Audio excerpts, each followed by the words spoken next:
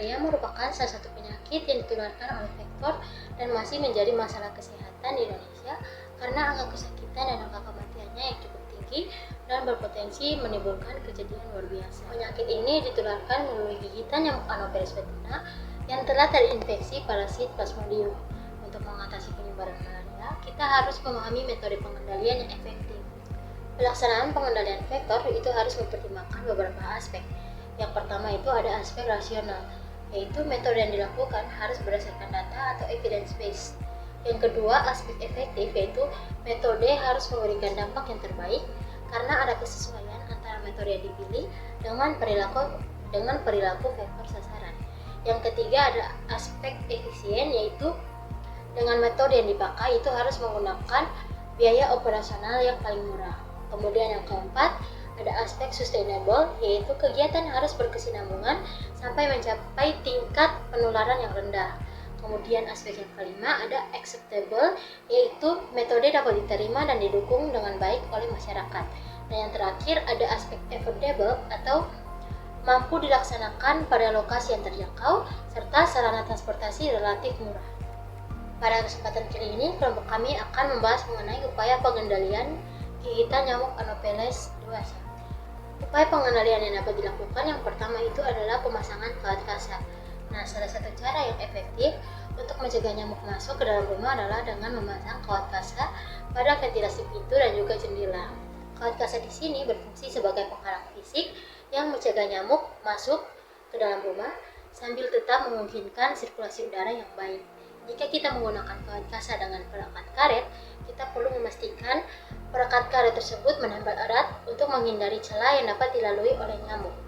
Selain itu, penggunaan kawat kasa juga harus dilakukan pemeriksaan rutin untuk memastikan kawat kasa dalam kondisi yang baik. Selanjutnya, upaya pengendalian malaria yang efektif adalah penggunaan kelambu anti nyamuk atau kelambu berinsektisida.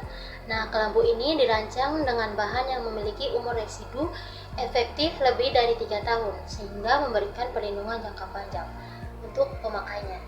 Tujuan utama dari penggunaan kelambu ini adalah untuk mencegah adanya kontak langsung antara manusia dan juga nyamuk, khususnya untuk nyamuk genus Anopheles yang menjadi vektor penyebab malaria. Nah, ketika seseorang tidur di bawah kelambu, kelambu ini akan menciptakan penghalang fisik yang aman dari serangga nyamuk. Selain itu, kelambu yang berinsektisida juga dilapisi dengan bahan kimia yang dapat membunuh nyamuk yang hinggap di permukaannya. Dengan demikian, kelambu tidak hanya melindungi individu dari gigitan nyamuk, tetapi juga mengurangi populasi nyamuk di area tersebut. Yang berikutnya itu penggunaan insektisida rumah tangga. Nah, itu terdiri dari penyemprotan rumah dengan insektisida atau Indoor Residual Spraying atau IRS dan Spatia Repellent. Nah, untuk insektisida rumah tangga itu merupakan produk nyamuk yang banyak dipakai masyarakat untuk mengusir atau menghindari dari gigitan nyamuk yang terdiri dari anti nyamuk bakar dan anti nyamuk semprot. Nah, anti nyamuk bakar atau mosquito coil secara umum masyarakat menyebut sebagai obat nyamuk bakar. Nah, formulasi dari mosquito coil itu dibuat dengan cara mencampurkan bahan aktif yang umumnya adalah piretroid dengan bahan pembawa seperti tepung, tempurung kelapa, tepung kayu, tepung lengket, dan bahan lainnya seperti pewangi, anti jamur, dan bahan pewarna.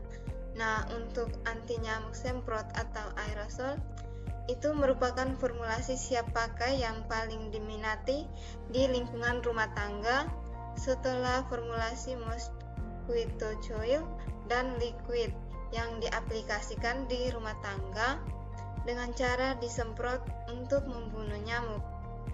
Nah, untuk menghasilkan anti nyamuk semprot atau aerosol ini dilakukan dengan melarutkan bahan aktif dengan pelarut organik dan dimasukkan ke dalam kaleng aerosol dan selanjutnya diisi gas sebagai tenaga pendorong atau propelan untuk menghasilkan droplet halus melalui nozzle.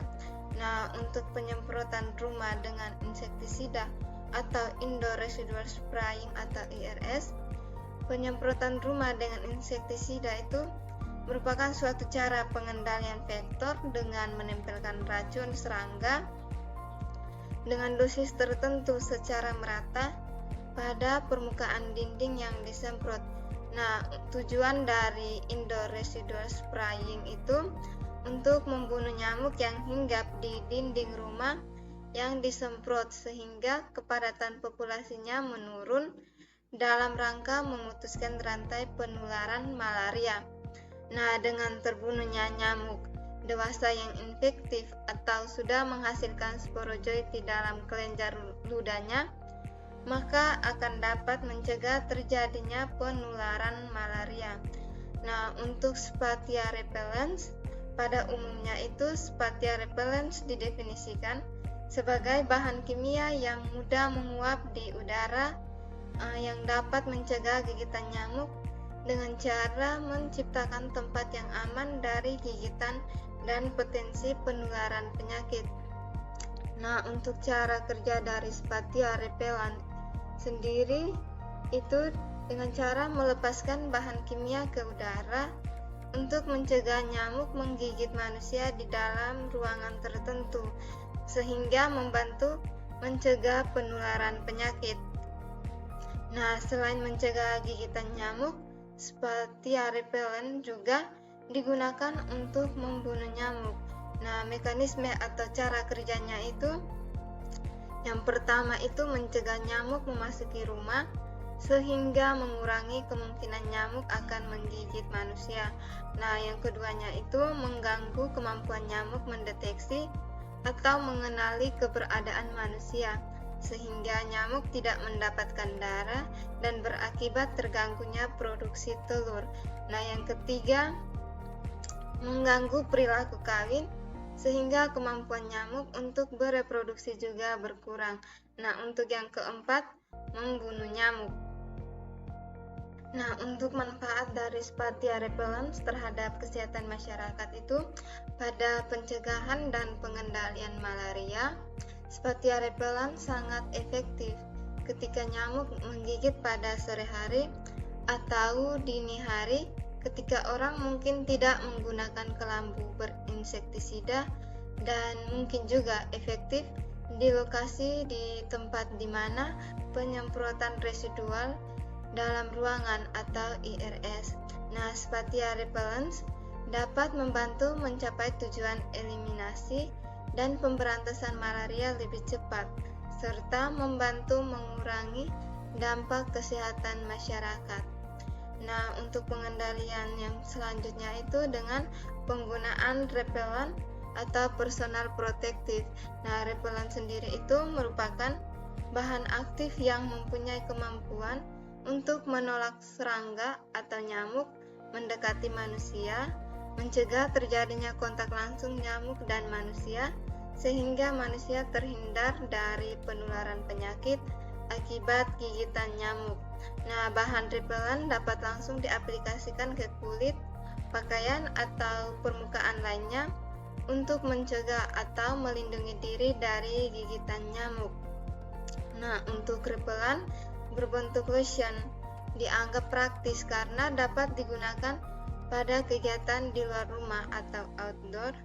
Nah, untuk repellent itu dikatakan baik apabila yang pertama itu nyaman digunakan di kulit, tidak menyebabkan iritasi, dan tidak menimbulkan rasa panas atau terasa lengket di kulit. Nah, yang kedua itu melindungi kulit lebih lama karena bahan aktifnya terurai secara pelan. Nah, yang ketiga, praktis atau mudah digunakan saat kegiatan di dalam maupun di luar rumah. Untuk yang keempat, berbahan dasar alami, aman dan bebas racun, ramah lingkungan dan tidak menimbulkan efek samping. Nah, yang kelima, dibuat dari bahan yang berkualitas baik. Berikutnya, tanaman pengusir nyamuk. Beberapa jenis tanaman dapat dimanfaatkan atau dipelihara di sekitar rumah untuk mengusir nyamuk karena mengeluarkan aroma yang tidak disukai oleh nyamuk, seperti ada tanaman lavender, ada serai, kecombrang, marigold, serta tanaman pengusir nyamuk lainnya. Selain itu, tanaman pengusir nyamuk juga dapat dibuat lilin aromaterapi yang dapat dimanfaatkan sebagai pencegah gigitan nyamuk sekaligus pengharum ruangan. Lalu yang berikutnya ada ternak penghalang atau cattle barrier atau zooprophylactis. Zooprophylactis merupakan pemanfaatan hewan ternak untuk mengalihkan gigitan nyamuk Anopheles dari manusia ke hewan. Hewan seperti sapi, kerbau, atau hewan berkuku lainnya dapat menjadi umpan agar nyamuk yang bersifat zoofilik atau suka darah hewan menggigit hewan tersebut.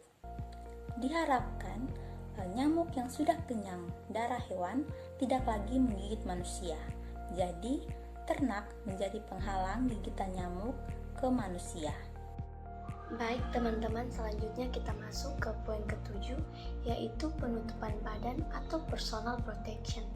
Nah teman-teman, apabila kita melakukan kegiatan di luar rumah pada malam hari, terutama di daerah endemis malaria, misalnya kegiatan memancing ronda malam, berkemah, terus masuk hutan dan aktivitas lainnya, perlu perlindungan diri dari gigitan nyamuk dengan repelan atau memakai baju lengan panjang dan celana lengan panjang.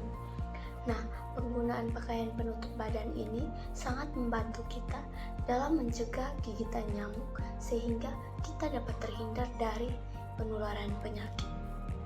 Berdasarkan poin-poin yang sudah dijelaskan oleh teman-teman saya, dapat kita simpulkan bahwa pengendalian vektor malaria akan memberikan hasil optimal apabila pelaksanaannya berdasarkan data dan informasi yang akurat tentang vektor atau bionomik atau perilaku vektor serta lingkungan perkembangbiakannya dalam perilaku masyarakat setempat. Nah, berkenan dengan hal tersebut, maka aplikasi pengendalian vektor perlu mempertimbangkan aspek RESA, yakni rasional, yang dilakukan berdasarkan evidence based serta efektif dalam memberikan dampak terbaik karena ada kesesuaian antara metode yang dipilih dengan perilaku vektor sasaran. Nah, efisien dalam metode tersebut, biaya operasionalnya paling murah. Nah, sustainable-nya itu kegiatan harus berkesinambungan sampai mencapai tingkat penularan yang rendah. Sedangkan expectable dapat diterima dan didukung oleh masyarakat, dan sedangkan affordable yaitu mampu dilaksanakan pada lokasi yang terjangkau.